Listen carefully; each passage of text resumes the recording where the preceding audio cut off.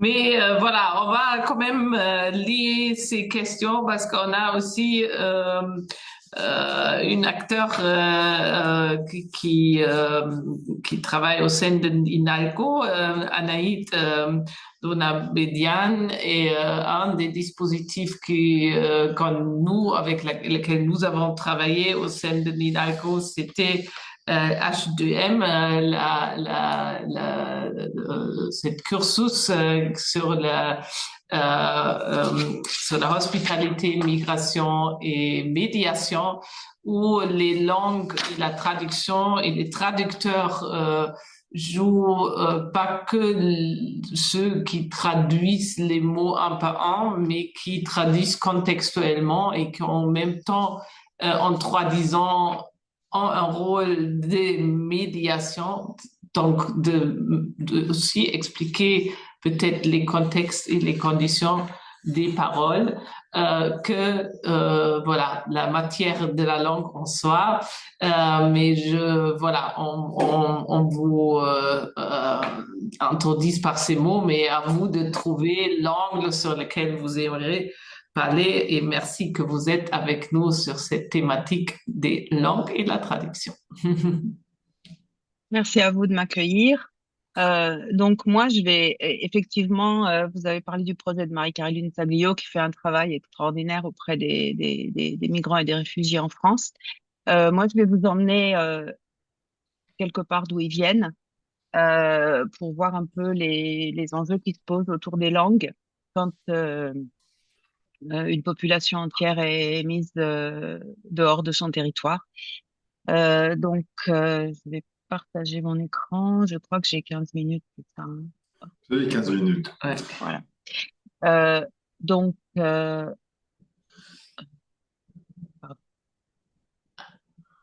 Ouais. Bon, On voit l'écran, donc tout va bien. voilà, oui, oui. Ouais.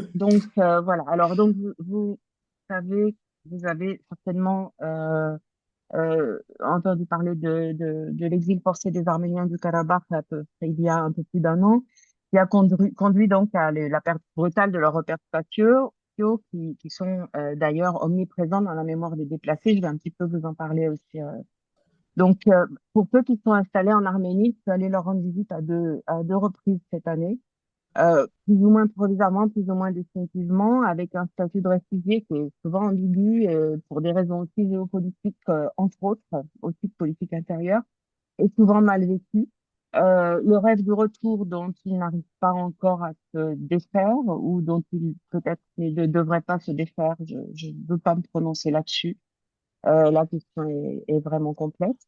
Ils ont un questionnement identitaire qui est omniprésent et qui investit leur pratique linguistique et les discours sur la langue, en fait, qui vont nous intéresser ici. Donc, je vais vous faire un peu un...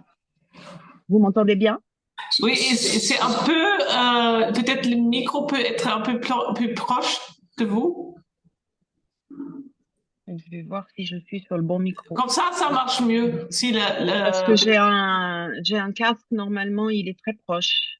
OK. Là, c'est Non, très mais bien comme je ça. pense que c'est juste si le D'accord. voix est pas, si le voix est vers l'écran. D'accord. Alors, d'accord, je vais faire, pourtant, mais, bref. Voilà. Donc, je vais faire un petit tour d'horizon de ces deux questions. Alors, pour illustrer cette histoire de cette perte du territoire et tout ce qu'elle représente, voilà deux images qui ont toutes les deux été prises en 2024, qui ont beaucoup circulé sur les réseaux sociaux au mois d'avril et qui représentent le village de Karindag, qui a été rasé donc par les autorités azerbaïdjanaises, vainqueurs de cette guerre après l'exode des habitants. Et c'est pas mon sujet, bien sûr, mais l'abondance des images numériques et leur circulation sur les réseaux sociaux, qu'il s'agisse de l'avant ou de l'après, parce que tout le monde envoie des photos de leur village en disant c'était où ça a deviné, etc. Enfin, il y a une culture de cette mémoire des lieux. Donc, ça amplifie considérablement le trauma et ça donne c'est une donnée nouvelle par rapport au conflit des exodes précédents qu'ont pu connaître les Arméniens à des époques moins dévoluées, entre guillemets. Ça, c'est une photo d'une exposition qui a eu lieu au mois de février à Erevan sur ma maison en Artsakh où des réfugiés présentaient des photos de leur maison et de leur environnement. Voilà. Donc, tout ça, c'est pour expliquer cette idée de langue comme substitut de territoire, on va y arriver. Je vais vous passer très rapidement. En fait, je vais pas vous raconter l'historique de la langue arménienne, mais c'est une langue qui est euh, donc attestée depuis le 5e siècle, qui a eu différentes phases et qui est dans un contexte géolinguistique de grands contacts linguistiques avec des langues de famille très très différentes. Avec, et chacune très très dispersée en termes dialectaux, puisque c'est une région montagneuse. Donc là, vous avez une carte des dialectes arméniens. Donc vous voyez, il y a une grande partie qui est en dehors du territoire arménien actuel, en fait, qui se situe uniquement ici, à peu près. Et donc le Karabakh est quelque part par là. Euh, donc, Ça, c'est une carte des dialectes du Haut-Karabakh à l'époque soviétique. Donc, vous voyez, c'est chaque village. Et en fait, il y a beaucoup de variations dialectales avec plusieurs groupes. Bon, on peut dire 4 groupes de dialectes clairement identifiés. Donc, c'est pas un seul dialecte, mais là, tout à coup, il y a une conscience d'une forme des supradialectes qui leur est commun. Alors évidemment, les déplacements des dialectes, c'est une histoire ancienne en Arménie. Même au Karabakh, certains des dialectes sont des traces de déplacements forcés de population de l'époque du Shah-Abbas depuis l'Iran au XVIIe siècle. Il y a eu des déplacements de population pour des raisons économiques ou de sécurité au XVIIIe siècle. Et puis bien sûr, à la suite des génocides des Arméniens de 1915 dans l'Empire ottoman, il y a eu aussi des déplacements dans différentes directions. Donc, les dialectes arméniens aujourd'hui sont parlés dans des régions souvent qui ne sont pas leur région d'origine, mais là on est dessus. Euh, donc, euh, alors, en termes de pratique linguistique, le Haut-Karabakh à l'époque soviétique présentait une situation qu'on appelle diglossie exogène, c'est-à-dire que la langue du quotidien, qui est ici surnommée de façon très maladroite, mais c'est un code linguistique, la langue B, basse, c'est donc le vernaculaire quotidien, c'était le dialecte du Haut-Karabakh et avec des parlers dans chaque village, comme je vous ai montré sur la carte, et à Stepanakert, la capitale, une koiné, hein, une langue commune arménienne basée sur l'enseignement interdialectal, donc comme langue véhiculaire, donc de communication entre gens de villages différents locales. Euh, et puis pour la littératie et pour la langue de prestige, donc l'école et ce qui suit l'école, eh bien c'était de préférence le russe pour pas être à l'époque soviétique où le Haut-Karabakh était une région intégrée dans l'Azerbaïdjan, pour pas être suspect de déloyauté vis-à-vis de l'Azerbaïdjan.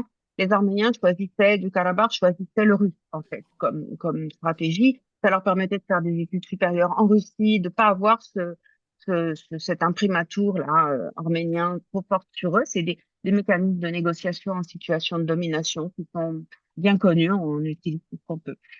Et donc quelques-uns avaient quand même l'arménien standard avec le contact avec l'Arménie, mais moins. Euh, voilà. Et pour ce qui est la langue administrative et la langue véhiculaire interethnique, évidemment, dans le cadre de l'Empire soviétique, c'était le russe. L'azéri est devenu obligatoire à l'école pour les Arméniens du Haut-Karabakh assez tardivement, grâce à une sorte de système qu'il y avait en Union soviétique où les minorités pouvaient choisir leurs écoles. Euh, Après l'indépendance, donc moi j'ai fait du terrain dans le Haut-Karabakh depuis 1980, entre 1997 et 2013. Après l'indépendance qui a eu lieu en 91 à la victoire de la première guerre du Haut-Karabakh, la victoire des Arméniens, qui était une guerre de guérilla, sans drone et sans technologie nouvelle. Sur le terrain, ils ont gagné et il y a une forme de rattachement inofficiel à l'Arménie qui fait que le Parlement du Karabakh adopte les lois en les adaptant de l'Arménie. Donc, il adopte la loi sur la République d'Arménie qui fait que le vernaculaire dialectal est en principe protégé, et qu'il y a des restrictions sur la scolarisation en russe et qu'il y a une obligation d'utiliser l'arménien comme langue administrative. Et donc, on passe d'une diglossie exogène à une diglossie endogène Donc, du coup, la langue haute et la langue basse sont deux registres de la même langue, ce qui est une situation qu'on connaît pour être fragilisante pour les dialectes. Puisqu'en fait, il y a un phénomène qu'on appelle dialect shame, qui fait que les locuteurs de dialecte ont tendance quand ils sont en contact avec la langue standard, à avoir une sorte de complexe dialectal et donc à essayer de s'approprier la langue standard. Mais cela dit, le dialecte était quand même très très bien conservé au Karabakh jusqu'à la veille de l'Exode et puis encore aujourd'hui, on va le voir. Donc après l'Exode, bon, on a une situation qu'on peut imaginer, même si je crois qu'on peut pas l'imaginer, mais voilà, c'est à la fois une précarité dans tous les domaines et puis surtout ce que disent les gens, c'est je sais plus qui je suis, j'ai plus d'identité. Je suis en Arménie, a priori c'est pas si mal parce que c'est quand même plus ou moins les miens, mais en fait c'est c'est pas moi, c'est pas chez moi. Bon, il y a aussi des tensions politiques internes que je vais pas donner parce que maintenant, c'est parce qu'on n'a pas le temps, mais qui peuvent aussi expliquer ça. Et donc, il y a aussi une forme de sidération devant l'effacement, pas seulement, enfin, pas seulement des lieux de leur village, mais aussi de tout cet héritage symbolique, parce qu'il y a une condensation de monuments historiques très ancien en fait dans cette région arménienne, avec tout ce côté vraiment sadique de la on renomme l'histoire dans la région, on fait des parodies de reconsécration d'églises qui soi-disant ont été faussement consacrées par les Arméniens en les faisant consacrer par les Yidis qui sont une autre minorité de l'Azerbaïdjan. Enfin, il y a des choses terribles et puis des clivages politiques. Alors la, la, cette situation de ces réfugiés qui sont en Arménie provoque une dynamique linguistique nouvelle. D'abord, c'est le vernaculaire qui assure la cohésion du groupe, c'est-à-dire leur dialecte. Il y a plus tellement la conscience d'avoir des dialectes de régions différentes, enfin, au profit de l'idée d'un dialecte commun. Et il y a toute une série de podcasts qui se créent en dialecte. Alors, ce que vous voyez là, c'est deux journalistes qui ont créé ce podcast. Maintenant, elles le font plus sur fond noir. Elles essayent d'évoluer un peu. Mais ça, c'était au début. Elles ont créé ce podcast. Elles n'avaient pas du tout l'habitude de faire leur pratique de journaliste en arménien dialectal. Elles faisaient ça en arménien standard, comme, enfin, c'était la langue officielle quand même, depuis l'indépendance. Et donc, non seulement le fait qu'elles le fassent en dialecte, mais aussi souvent qu'elles alors, il y a des petites explications sur le dialecte, il y a toute une partie pédagogique. Donc, il y a une volonté, en fait, de promouvoir ce dialecte comme, c'est pour ça que je considère, et ça, c'est quelque chose que j'ai pu observer. J'ai pu observer aussi ça à Alep en 2008, quand j'ai fait du terrain auprès de familles issues de villages de Turquie du Sud après le génocide, dans lesquels le dialecte était encore pratiqué par certaines générations alors que plus personne n'est né dans ce village. Donc, il y a vraiment cette préservation de la langue comme un site territoire, vraiment. Ce que vous voyez sur la deuxième diapo, c'est même un géopoliticien qui, lui, enfin, avait encore moins utilisé l'arménien dans sa pratique. Et donc, tout ce monde-là essaye de faire, donc, bon, disons, par rapport à l'idée globale de ces 24 heures, je dirais que c'est une super déglobalisation là qui est à l'œuvre pour survivre. Ça, c'est un spectacle qui a été donné par des enfants de Hadrout, tout en dialecte, dans lequel phénoménal, dans lequel ils miment une salle de classe où les enfants se lèvent un par un et racontent les jours qui ont précédé l'Exode. Papa a dit, est-ce qu'on doit prendre les pommes ou est-ce qu'on doit prendre ton vélo? Et il racontait ça avec une force incroyable. Moi, j'étais dans la salle avec les mamans à côté qui pleuraient. Les enfants étaient sur scène extraordinaire, c'est-à-dire ils doivent digérer ce traumatisme. Alors, tout ça, quelle perspective, évidemment, par rapport à cet élan extraordinaire. Donc, en fait, ça, c'est un centre culturel qui a beaucoup de mal d'ailleurs à continuer à se financer, mais il y arrive pour le moment, qui réunissent 2 fois par semaine les enfants originaires de la région du sud du Karabakh pour leur faire faire de l'art, de la peinture, du théâtre. Ils ont un talent extraordinaire. Et évidemment, toutes ces activités se font en dialecte et aussi qui forme une sorte de cocon pour ces enfants. Alors, quelle perspective par rapport aux enfants et par rapport à la génération d'après, parce qu'on sait que ces choses-là changent. Moi, la dernière fois que j'y suis allée, c'était au mois de mai, ça a peut-être déjà changé.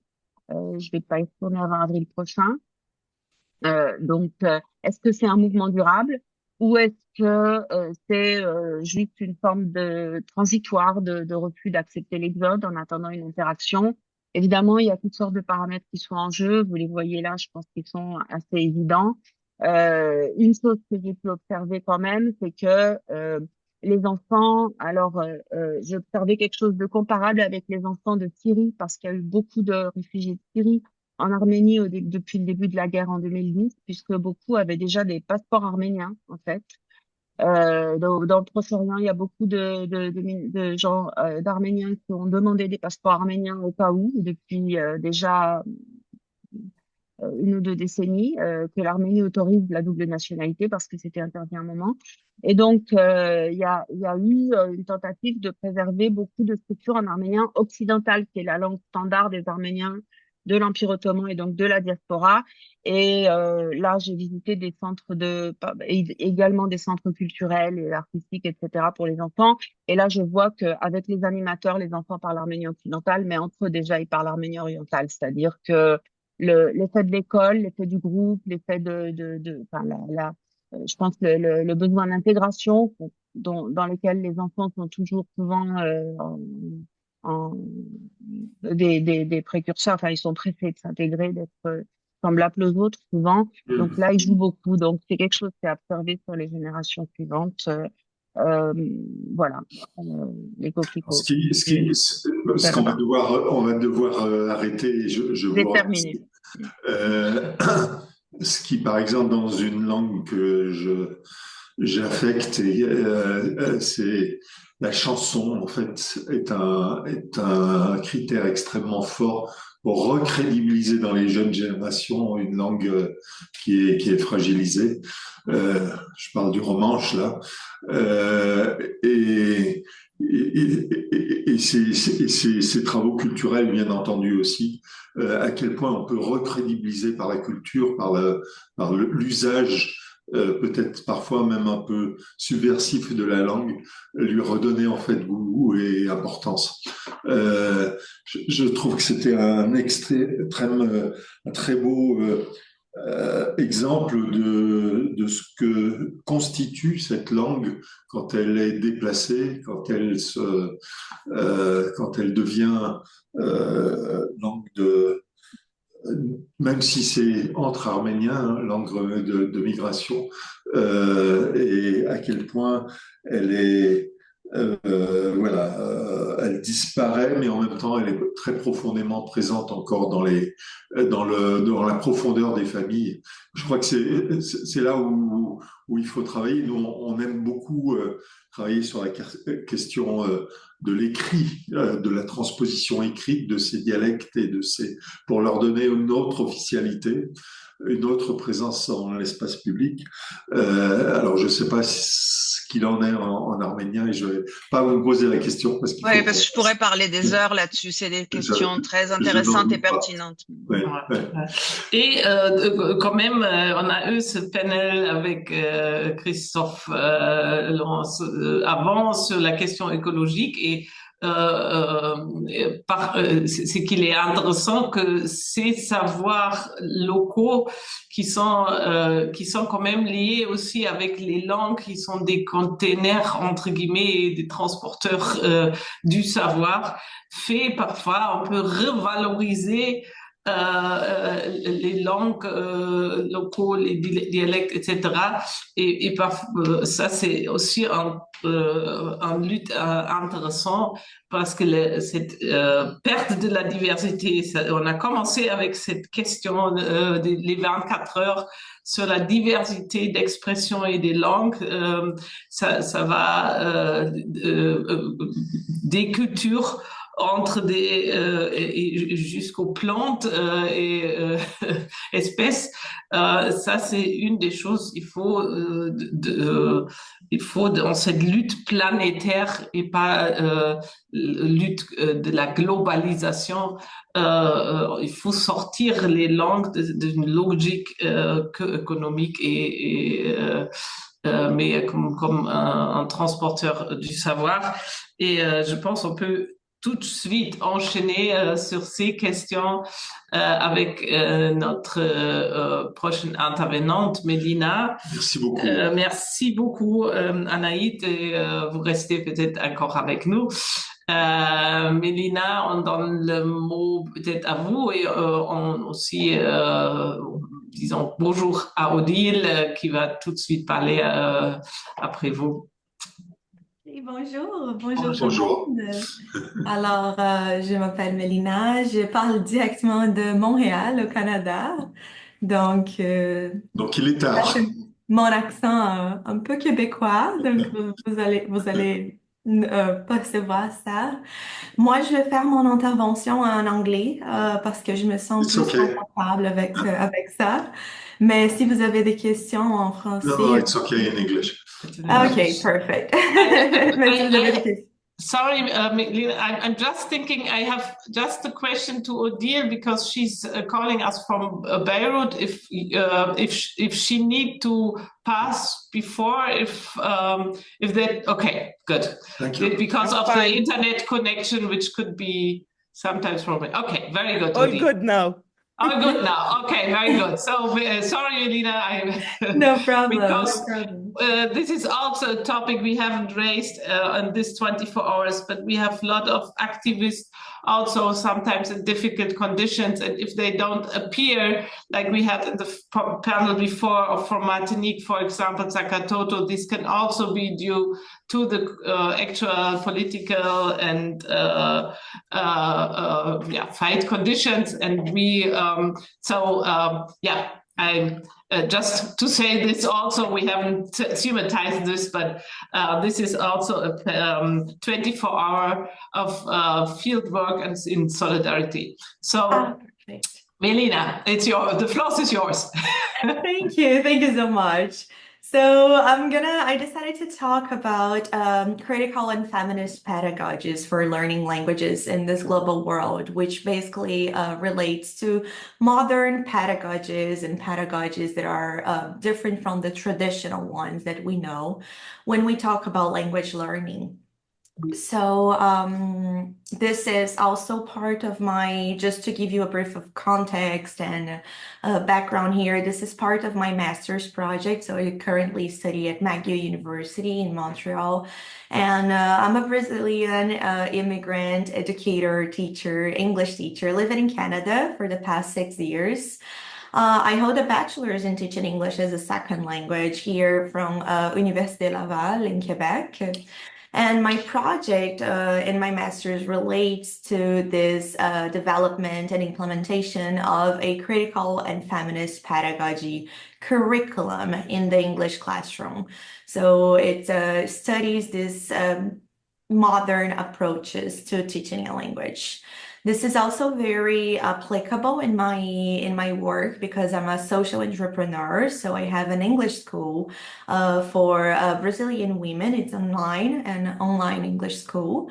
And we're still a small educational business, but it's a very interesting approach to teaching that we have, and it's based on critical and feminist pedagogy.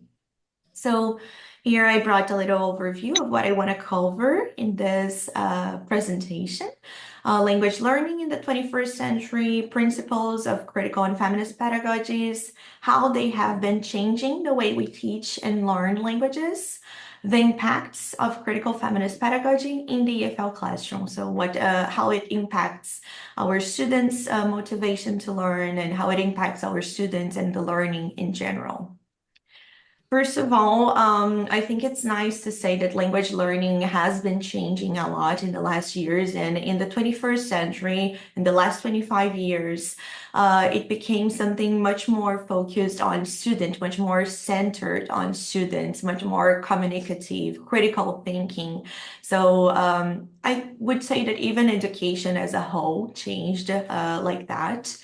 And this idea that the learners should be at the center of their learning, that they should be developing awareness of their surroundings, that they should become agents of their learning process. This is not something that is so new and so modern. So it actually dates back to the 16th, 17th century with John Amos Comenius. So this was a philosopher that already had these ideas, these views about education. But of course, it became more and more talked about in the 20th century, like in the 90s, 80s, 90s, and right now in the 21st century.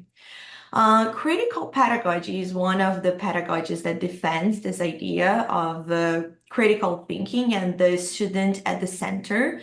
And it started with the Brazilian educator Paulo Freire with Pedagogy of the Oppressed. And Paulo Freire, he used to criticize this banking system of education. So he criticizes this idea that our education sees the teachers as the holders, the owners of knowledge, and the students as mere recipients of this knowledge.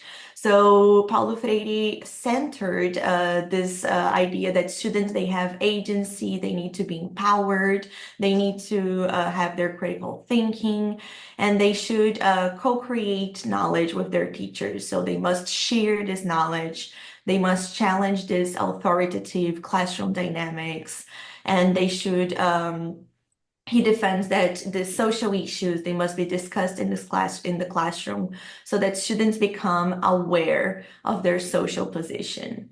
And at the same time, a little bit later, actually, Bell Hooks, so she talks about in the 80s about this feminist pedagogy, which is inspired on critical pedagogy, but changes a little bit. So it has democracy, fairness in the learning environment as its principles. The students, they become autonomous learners. It advocates for social justice.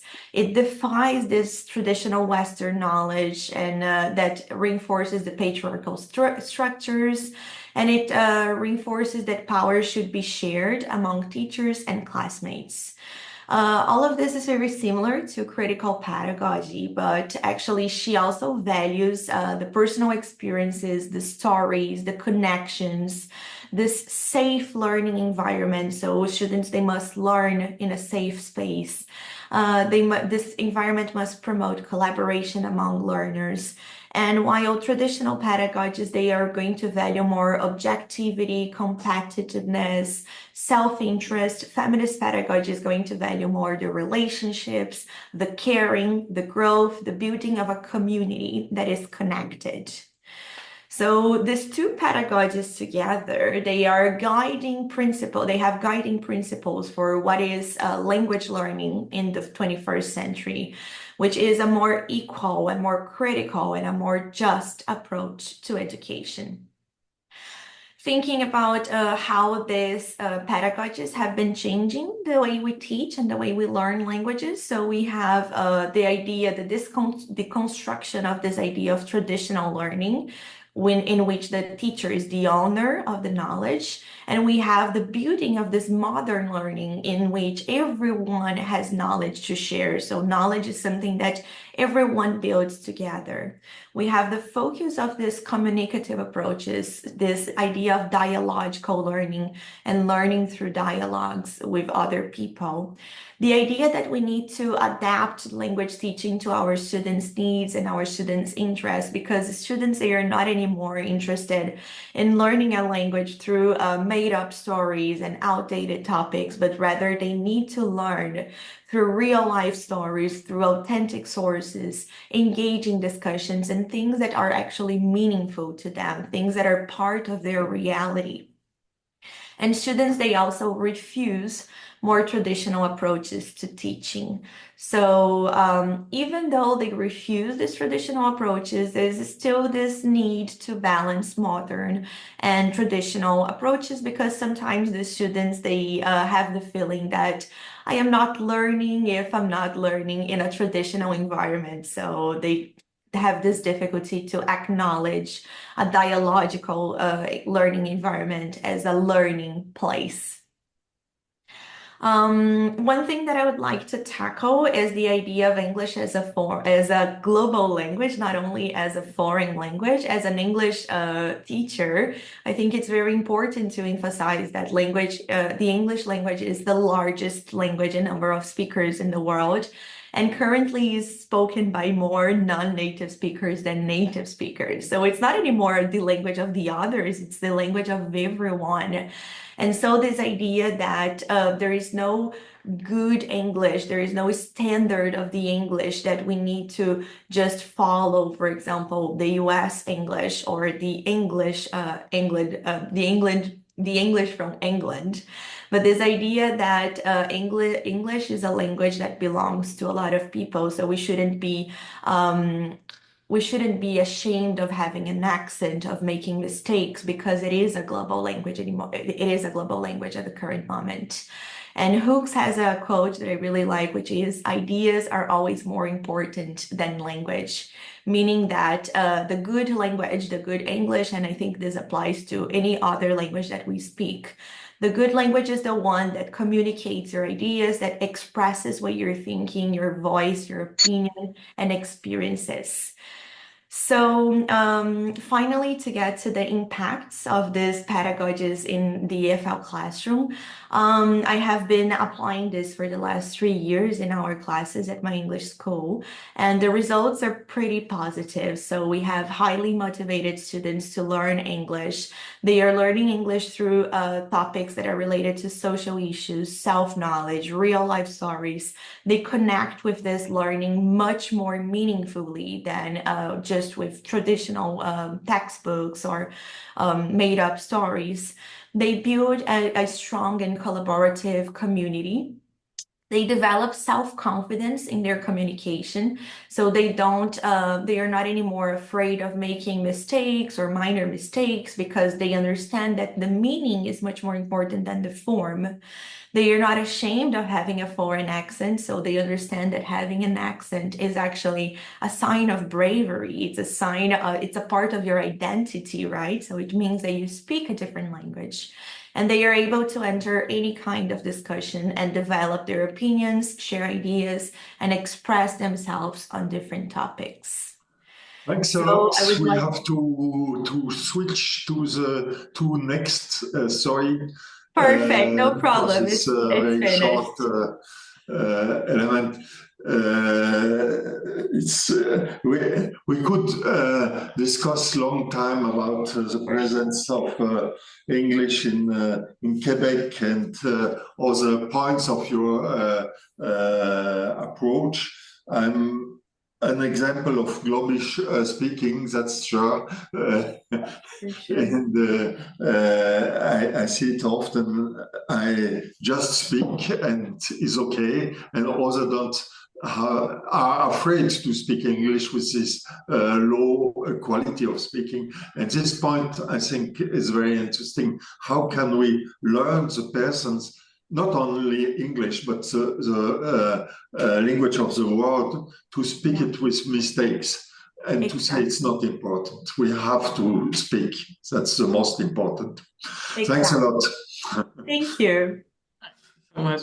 And also the language is it's not just learning the language, but also to think about a critical approach to language as a container of relation and interrelation. I think this is very interesting what you have seen, and we will refer to this on the panel on feminism, which will be later in this morning. And I can now give maybe the word to Stéphanie Bruno,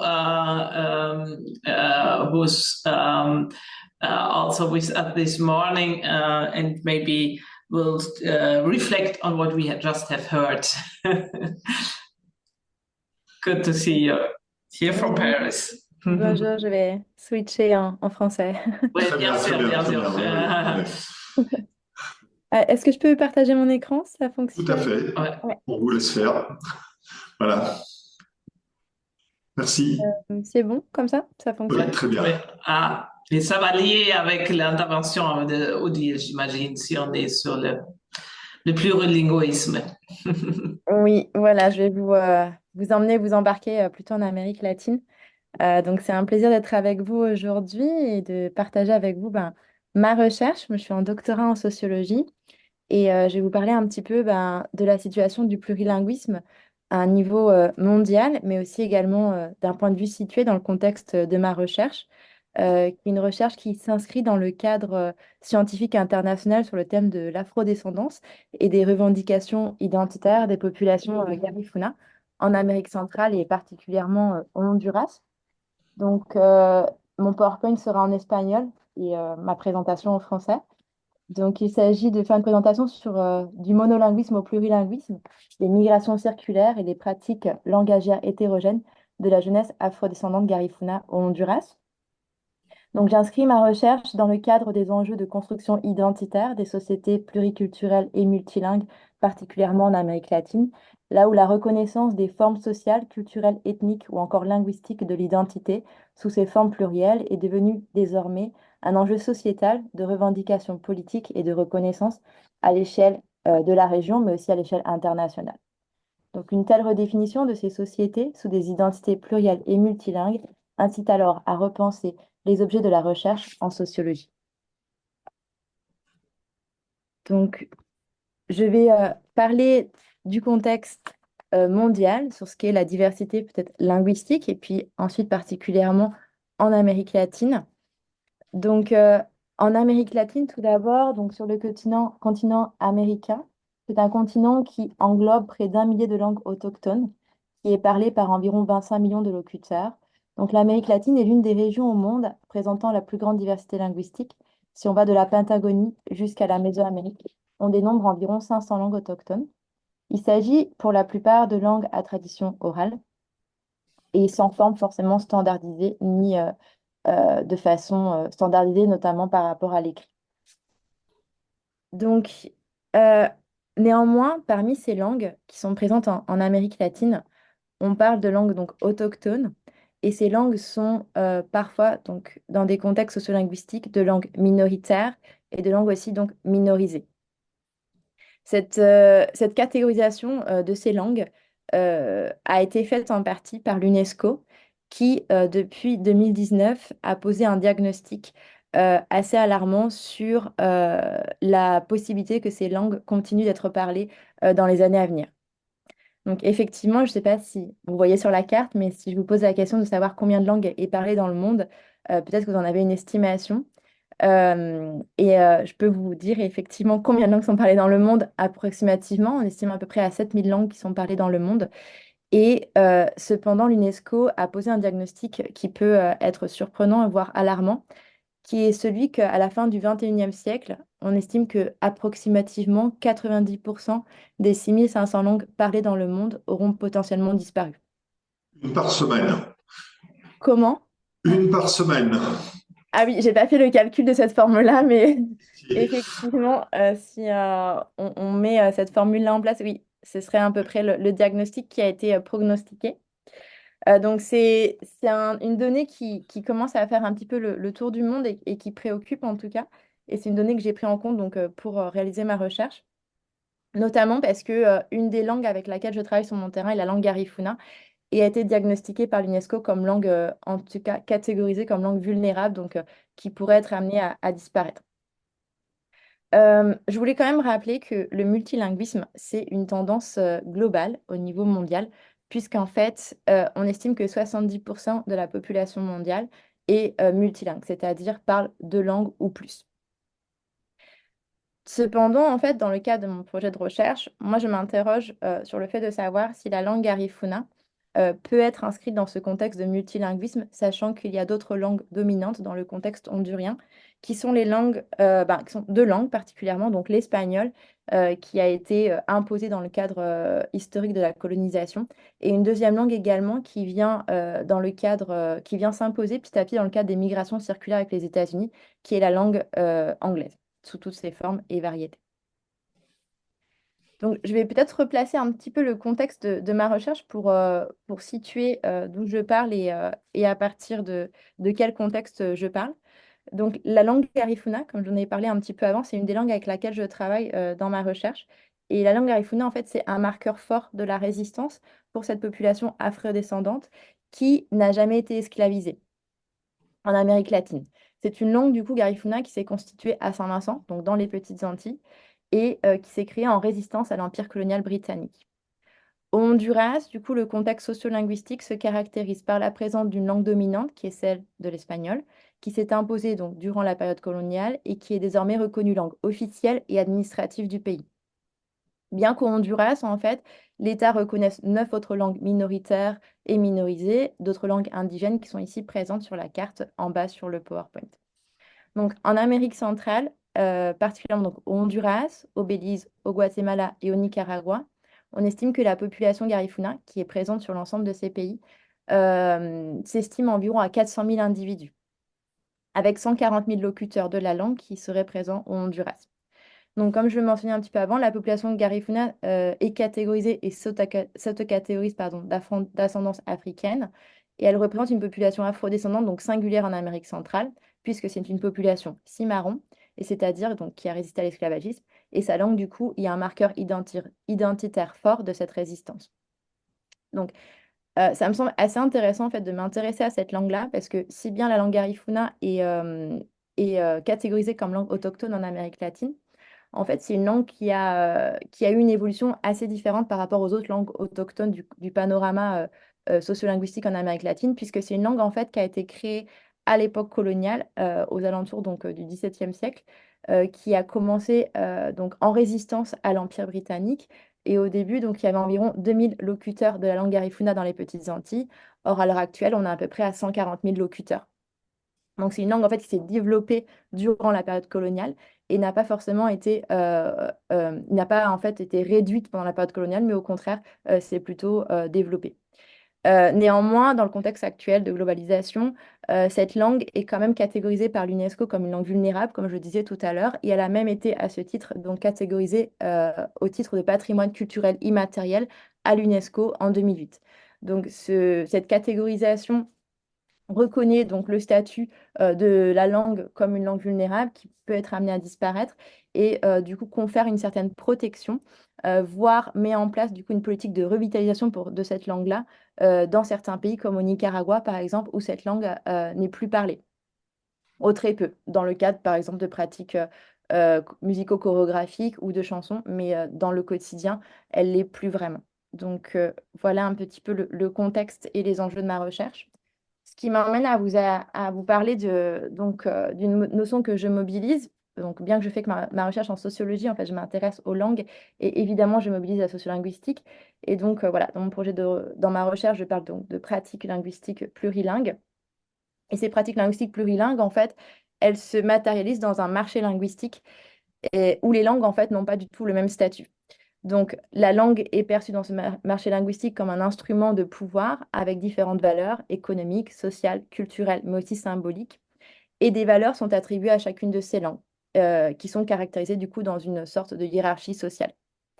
Si je prends un exemple de ces valeurs attribuées aux langues, on peut avoir du coup une valeur plus estimée ou plus élevée envers un locuteur qui sera plurilingue en langue anglaise, espagnole ou française, et peut-être une valorisation moindre envers un locuteur plurilingue, par exemple bourbonnais, qui est ma langue natale, occitan ou corse, qui sont des langues par exemple minoritaires et minorisées en France.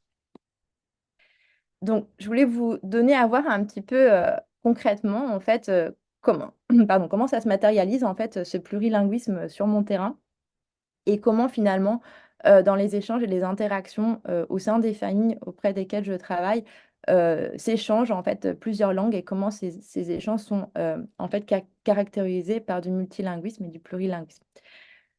Dans l'échange, donc à gauche, on voit deux intervenants, deux interlocuteurs, qui est une mère de 42 ans et son fils de 7 ans. Les interlocuteurs sont ici soulignés du coup en violet. Et ensuite, on voit l'intervention de deux langues dans les échanges, donc la langue espagnole qui est surlignée en jaune et la langue Garifuna qui est surlignée en bleu. Donc juste, voilà, vous plongez dans le contexte avec les deux premiers tours de parole. La maman, donc Jairol, Beiba Alua, churros atrás en la gaveta, musuenibu lanfiubagu, churros picante. Donc la maman demande à son fils, Jairol, ici en Garifuna, va chercher churros en espagnol, churros atrás en la gaveta, donc des churros derrière dans le tiroir, musuenibu lanfiubagu, il doit y avoir quelques paquets derrière, churros picante, des churros, donc c'est comme des gâteaux apéritifs piquants. Et son fils répond ici aussi dans une modalité de plurilinguisme avec deux langues qui interviennent dans son interaction. Ahí voy en la gaveta, no veo churros. Donc, je vais voir dans le tiroir, mais je ne vois pas de churros. Et là, ici, l'autre partie en garifuna, soulignée en bleu. Reiguñei nariñani, uatu. Donc, il y a de riz, rien de plus, et les churros, en fait, ils sont pas là. Voilà, donc c'est juste un petit peu pour vous montrer la matérialité de ce Ça va vraiment faire le lien avec la discussion, une partie des discussions qu'on va avoir avec Odile Khoury, parce qu'on a fait une recherche avec elle sur les SMS en trois langues qui existent au Liban entre anglais, français et arabe, qui sont totalement quotidiens. Et ce qui est intéressant, c'est qu'est-ce qui reste de chacune des langues, en fait. Ouais, ouais, Pourquoi on utilise telle langue, quoi. ouais, exactement. Effectivement, en fait, déjà, le contexte sociolinguistique, c'est quelque chose qui peut s'étudier sur la durée. Et je vais venir justement sur cette dimension-là, puisque l'idée, c'est de parler de cette globalisation et de l'importance des langues dans cette globalisation sur la durée. Et je vais en venir du coup aux facteurs aux facteurs qui ont provoqué ces multilinguismes aujourd'hui. Et notamment, Rapidement, excusez-moi, mais faut le faire vite là maintenant. d'accord. Merci. Ok. Ah oui, oui, Ok, très bien. Eh bien, écoutez, du coup, je vais aller vite sur ça. Donc, pour vous expliquer, donc j'ai travaillé du coup avec des enfants et des adolescents sur leur pratique langagière et la déclaration de leur pratique, en comparaison d'une enquête en fait qui a été réalisée dans les années 2000 sur des déclarations de pratique où en fait dans les années 2000 les foyers déclaraient pratiquer seulement la langue Garifuna.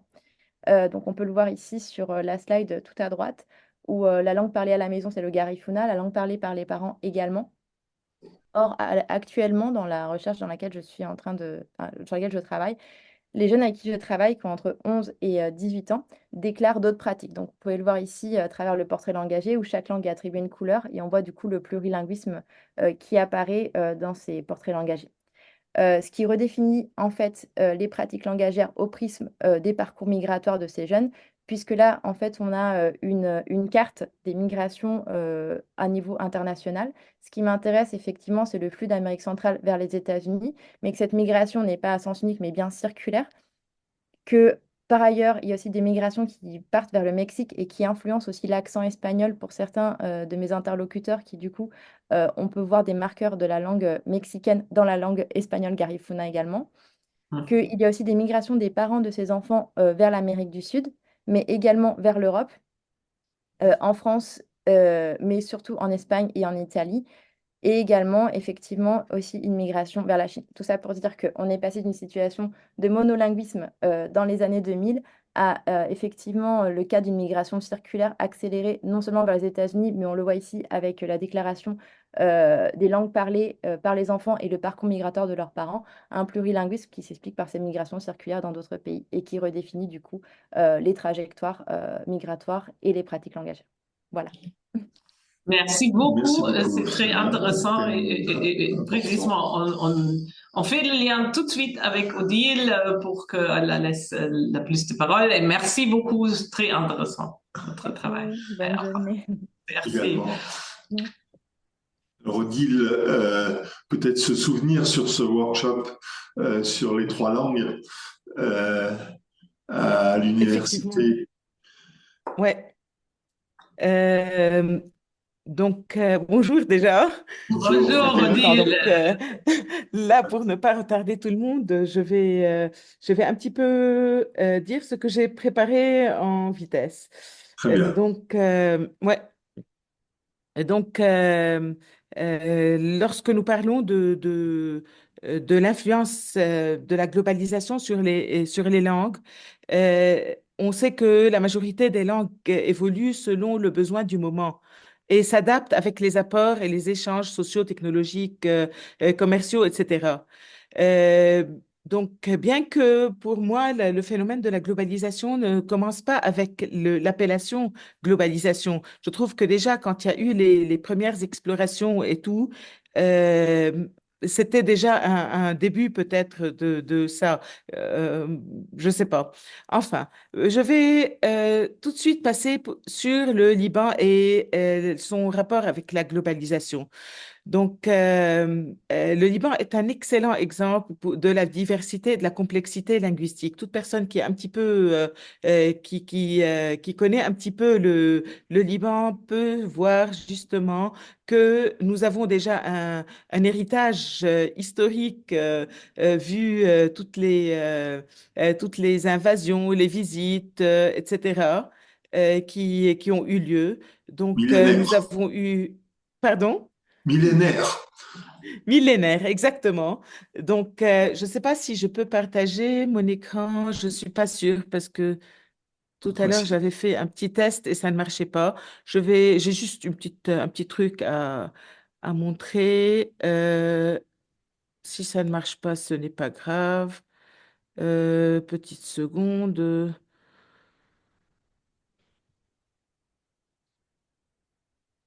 Hmm,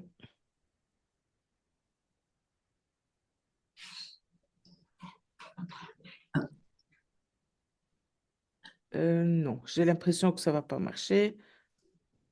Ce n'est pas grave. Non, Ça je va. crois que c'est sûr. Ça va. Mais- Non, ça va, Ok. c'est pas grave. Donc, c'était juste pour montrer une petite carte de tous les apports qu'il y a eu au Liban. Donc, d'abord, il y a eu, bien entendu, les Phéniciens. On a eu, avec les Phéniciens, il y a eu les Cananéens également. Donc, c'est deux langues qui sont assez proches, mais qui sont quand même, qui peuvent diverger. Il y a eu le syriaque, l'arabe, le turc, avec les Ottomans qui sont restés assez longtemps ici, puis le mandat français qui a fait également un apport assez important, l'émigration arménienne qui a également fait son apport, et plus récemment le persan.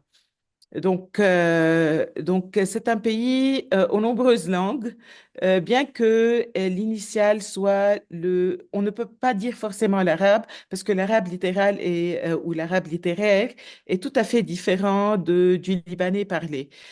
Euh, euh, J'avais préparé un petit peu de l'héritage phénicien. On a quand même conservé beaucoup de mots, donc comme beit qui se dit en libanais beit, samer qui est le samak, donc le poisson, le beit c'est la maison, etc. Le cananéen, on a le shams qui est le soleil. De toute façon, c'est la même appellation. Le kitab, c'est le livre, donc c'est la même chose dans les deux langues. Je donne juste des petits exemples. En syriaque, il y a le noura pour la lumière que nous, on appelle nour, donc le A saute.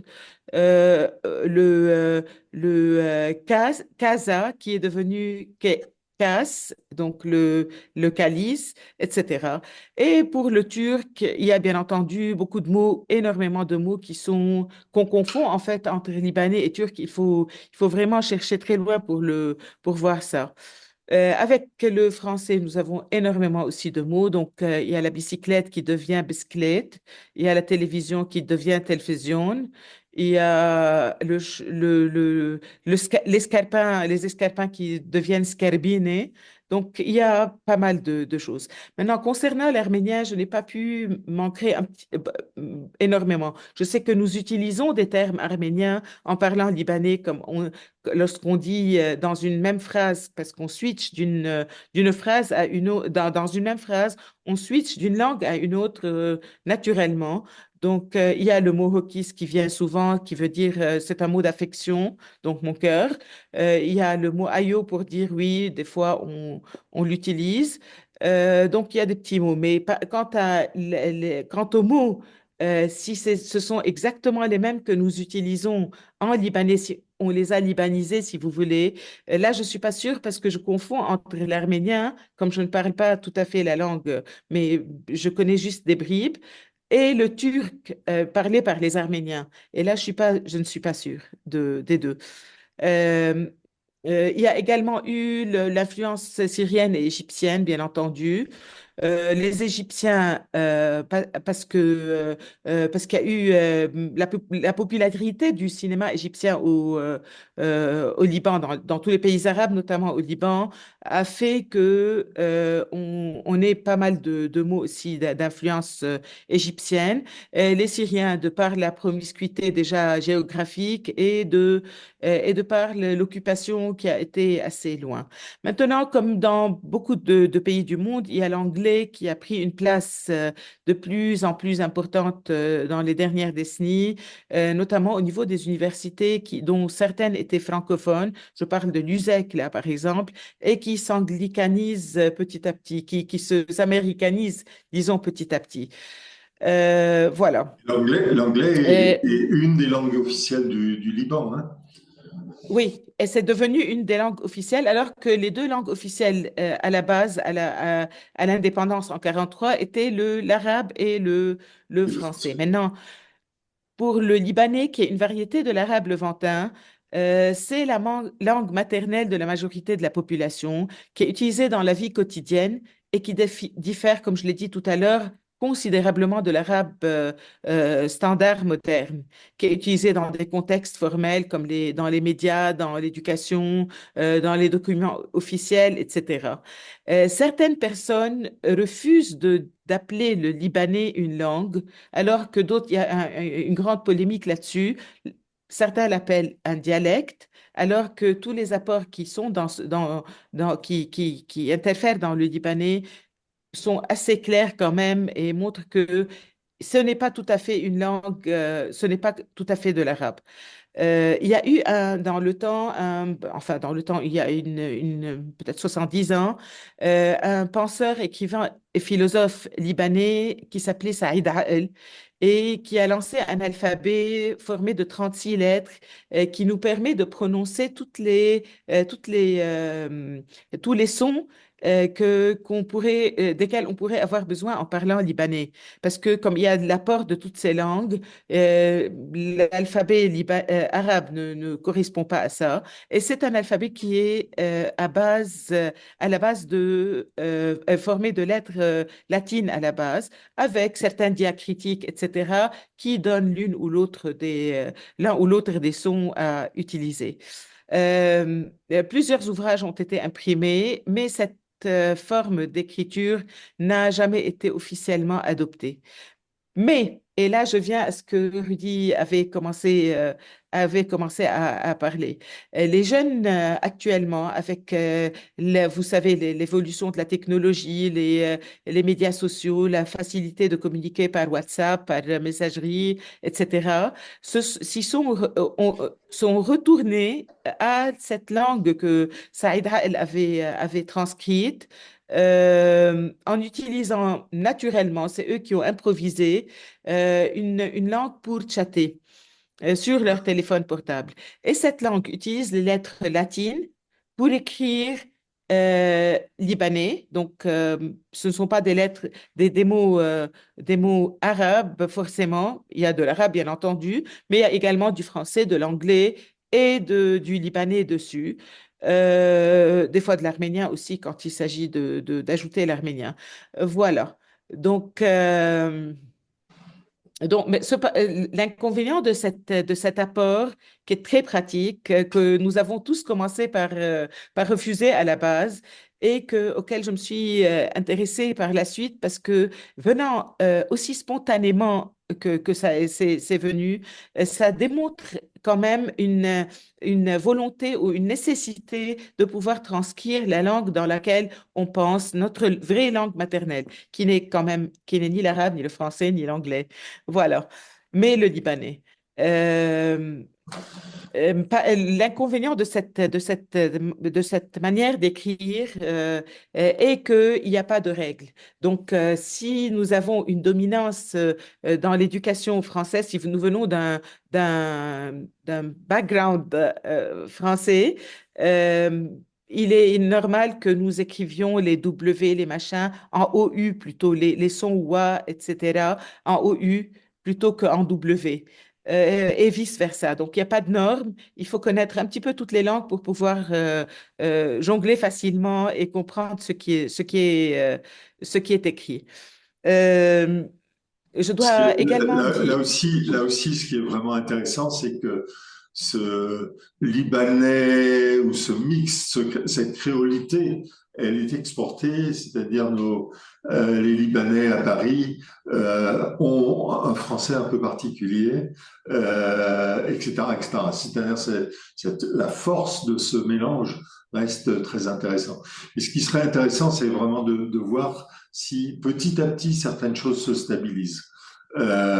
Si dans ces échanges WhatsApp et chat et autres, si finalement il y a des influences mutuelles qui font que certaines formules se concrétisent et deviennent usage commun. Et moi, je tout trouve à fait. aussi cette manière d'accueillir les langues transformées et adaptées, il y a aussi cette hospitalité d'un pays où la population est aussi expatriée. Il y a autant de populations dans le monde qui fait aussi voyager cette langue. On a vu ça avec l'intervenant avant. Et cette capacité d'accueillir les langues du monde et approprier et faire une langue en soi avec ces ingrédients du monde et pas ici on a un ambassadeur Armin Malouf qui milite pour la plurilingualité avec cette pour moi, c'est une attitude aussi de mélange des langues pour créer une autre langue. Donc aussi cette langue libanaise qui est une langue accueillante, si je peux dire ça, mais peut-être contredit si je... Je peux pas contredire parce que c'est tout à fait. Moi, je suis dans la même optique et là, j'essaye de travailler, mais il faudrait un petit peu élargir le cercle pour avoir l'opinion de plus de personnes sur un alphabet qui soit un système d'écriture qui soit un petit peu standardisé pour que ça puisse évoluer dans le futur parce que je trouve que c'est très important de pouvoir écrire vraiment notre langue maternelle. Ce Et concept-là, moi, j'aime beaucoup, c'est-à-dire cette idée aussi que les langues ne sont pas stabilisées et que cette évolution est peut-être pas uniquement technologique, parce que ça, on le connaît, c'est l'introduction d'un nouvel objet qui crée un nouveau vocabulaire, mais peut-être aussi géopolitique et peut-être aussi, voilà, et peut-être aussi en lien avec les rencontres et les événements que peuvent avoir la population d'un pays. oui, tout à fait. D'ailleurs, à la base, lorsqu'on parle de la langue arabe, on pourrait penser que c'est une langue statique qui n'a pas le droit d'évoluer parce qu'elle est directement liée à la religion et au Coran. Et le Coran, on n'a pas le droit d'y toucher. Donc, théoriquement, elle ne peut pas changer. Alors que, contrairement à ça, le Libanais change énormément, régulièrement, selon non seulement les visites que nous recevons, mais également les visites que nous rendons aux autres par le biais des personnes, des émigrés, etc., qui deviennent de plus en plus nombreux en ce moment. Voilà. Mais, Euh, cher Odile, on doit aussi malheureusement te couper. Est-ce que tu as encore un dernier mot important à dire? J'avais juste réfléchi un petit peu sur l'avenir de la langue. Donc, lorsqu'on a parlé de l'évolution due à la mondialisation, à la migration, aux échanges technologiques, aux changements technologiques, etc., euh, le multilinguisme est en continuelle évolution. Les changements, de toute façon, ils vont forcément se passer et des efforts pour préserver et promouvoir l'arabe libanais, en particulier sous forme écrite, se multiplient parce que le dialecte gagne en reconnaissance dans des contextes artistiques et culturels que nous le voulions ou pas. C'est en train de se faire naturellement. Je Ah, vous merci Merci remercie. beaucoup. pour Et cette. pour tout le panel, excuse-moi Rudy, et on glisse tout de suite vers le soft power et je pense que la langue fait part de cette soft power et on n'excuse pas de nos collègues et on les remercie de nous a donné quelques minutes en plus et j'espère que ça va se Je suis désolée digérer. si j'ai dépassé. Émerger. Non, mais c'est pas toi, c'est A- notre Avant, gérance de cette heure. avant de partir, je vais dire merci à Anaïd pour ses souhaits pour le cessez-le-feu, parce que depuis ce matin, on est en principe, on a eu le cessez-le-feu, donc j'espère que ça va Bravo. s'arranger Ah, maintenant. ça, c'est pas un message Vous, vous final. êtes de bon augure, voilà, Voilà, voilà, un autre futur. Merci Odile. Prends soin de toi, c'est cher moi. Odile. Ciao, ciao.